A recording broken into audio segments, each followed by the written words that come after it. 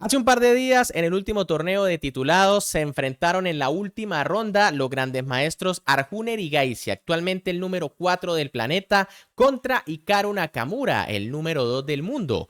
Dos jugadores que tienen un estilo de juego súper agresivo y en esta partida se demuestra, pues todo finaliza con una maniobra táctica realmente espectacular. Así que si quieren saber qué fue lo que sucedió, obviamente los invito hasta el final, porque también tendrán la tabla de posiciones de este torneo de titulados. No sin antes recordarles que me pueden apoyar muchísimo tan solo dándole un buen like al video, suscribiéndose al canal y activando la campanita para que no se pierdan partidas espectaculares como esta. Con las piezas blancas, en esta última ronda del torneo de titulados, el gran maestro Arjun Erigaisi iniciaba con la jugada de 4, mientras que con las negras, el gran maestro Hikaru Nakamura respondía con D5, una defensa escandinava. Defensa que digamos que no es muy apreciada entre los super grandes maestros de élite, pero que en manos de Nakamura puede ser un arma mortal. E por D5 por parte de Erigaisi, dama por D5 de Nakamura, caballo C3, dama 5, caballo F3, C6, alfil C4, alfil F5 y enroque. Bueno, aquí también es habitual jugar primero D4, ¿no? Mantener el enroque allí en suspenso. Tras caballo D7 viene alfil D2 y bueno, las blancas le dan prioridad al desarrollo. Tras enroque, que también es natural, E6 por parte de Hikaru Nakamura, D4 de Arjun Erigaisi, alfil D6 y alfil D2. Rápidamente las blancas buscan activar su alfil para poner un rayos X sobre la dama. Dama C7 por parte de Nakamura, H3 de Erigaisi que decide quitarse las amenazas directamente de H2. Caballo F6 por parte de Nakamura, caballo H4 del gran maestro indio, alfil G6, caballo por G6 y H por G6. Una posición donde las blancas ya se enrocaron y las negras pueden intentar aprovechar la columna H. Sin embargo, pues no es fácil no tener las rupturas en esta posición. Dama F3 por parte de Arjun Erigaisi, caballo BD7 de Hikaru Nakamura que sigue desarrollando piezas, torre FE1 y ahora Nakamura juega enroque largo. Como les comenté, Naka tiene un estilo de juego muy agresivo y aquí realiza un movimiento muy interesante. Técnicamente la máquina ofrece enroque corto, pero bueno, hay que decir que ya no se puede aprovechar la columna H. En caso de alfil B3 viene E5, las negras se liberan y bueno, todo está bastante parejo.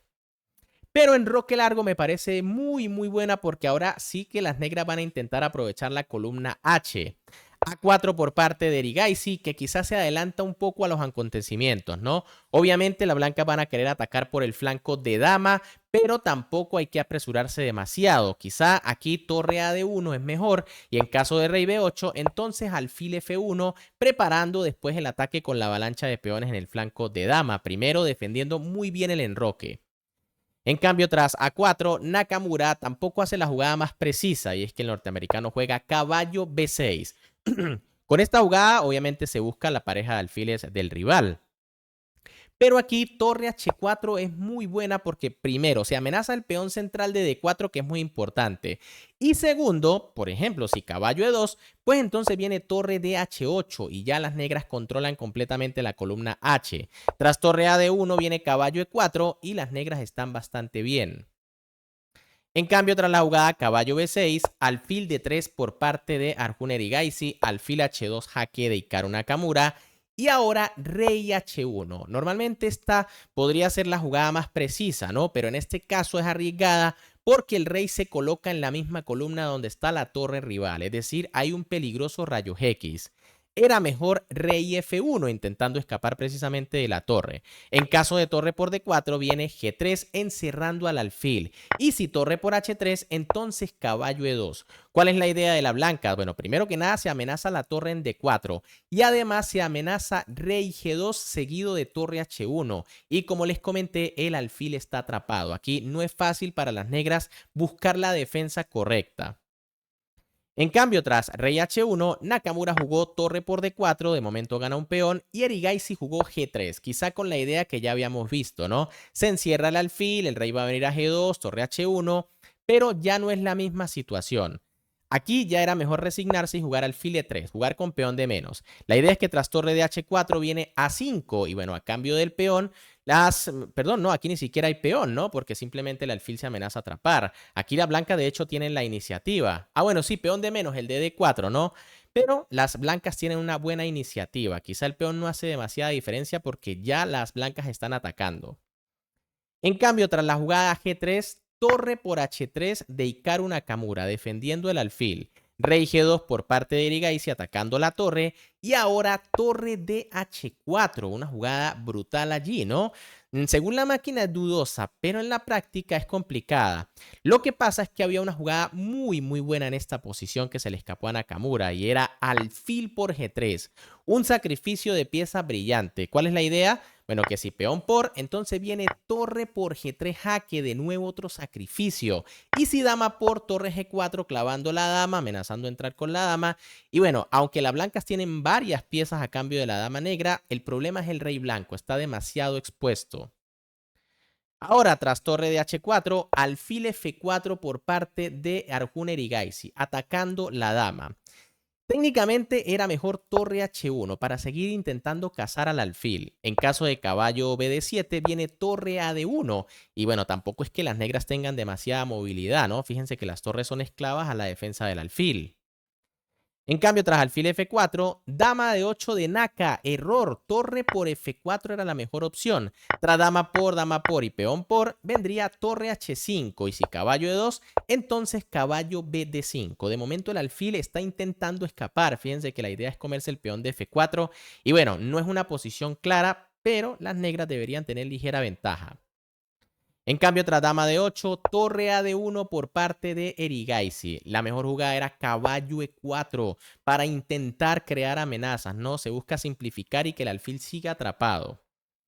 En cambio, tras torre A de 1, caballo B de 5 por parte de Nakamura, alfil E5 de Arjun Erigaisi y caballo D7. Un error grave de Nakamura. Lo correcto, de nuevo alfil por G3. Un sacrificio bastante bueno, por lo menos para mantener la igualdad. En caso, por ejemplo, de peón por, entonces viene torre H2 y el rey está en una situación crítica. Aquí lo correcto en esta posición, de hecho, es alfil por G3 y ahora vendría caballo F4, ¿no? Complicada la posición. En cambio, tras caballo D7, Erigaisi no se da cuenta de la mejor jugada y juega caballo por D5. Las blancas deben ganar con dama por F7, una jugada durísima. Tras caballo por E5 viene dama por E6, caballo D7 y caballo por D5. Si las negras capturan, tienen de momento pieza de más, pero el alfil está encerrado. Viene G por H4 y de hecho ahora las blancas tienen una calidad de más. Amenaza a la torre y se amenaza al alfil. En cambio, tras caballo por D5, caballo por E5 por parte de Nakamura, torre por E5 de Erigaisi y ahora sí alfil por G3. Ojo, lo curioso de esta posición es que las blancas técnicamente están mejor, pero Nakamura comienza a hacer las jugadas más correctas para complicar y no es fácil defenderse. F por G3 por parte de Arjun Erigaisi, torre H2 de Hikaru Nakamura, rey G1 y ahora torre H1. Las negras le dan la posibilidad a la blanca de cambiar la dama por las dos torres. De hecho, es la única jugada para intentar allí mantener cierta presión.